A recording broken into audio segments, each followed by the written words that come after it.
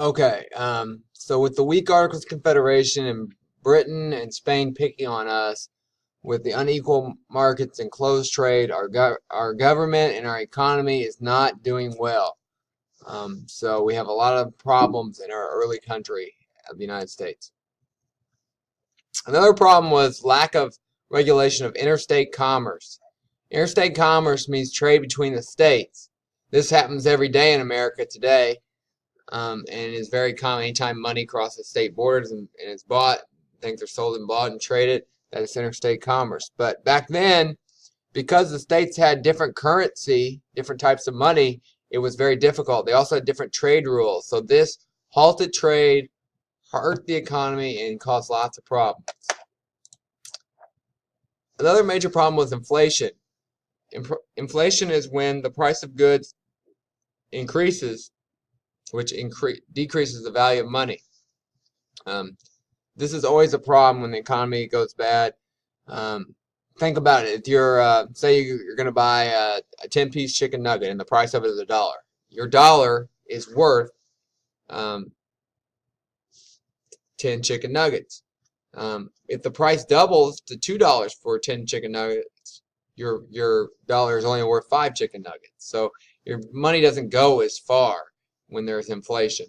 If there was, say, 50% inflation and you made $40,000 a year to pay all your bills and expenses and live the lifestyle you wanted, if there was 50% inflation on that, it would then take $60,000 to do the same, live the same lifestyle, and that would be very difficult if for you to find $20,000 more dollars to pay all your bills. So inflation can cause major problems.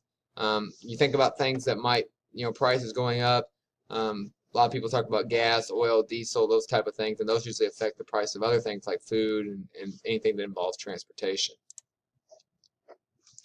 With the inflation, with the weak government, with a lack of regulation of interstate commerce, and Britain and Spain doing unequal trade deals with us and giving tariffs on us, our country in the 1780s fell into a terrible depression.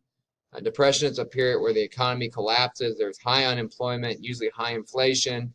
Many people living at the poverty level or below. It is very hard times when there is a depression. And this has only happened very rarely in our country's history. Only 2 times that I can think of, this depression and the Great Depression of the 1930s that everyone knows about.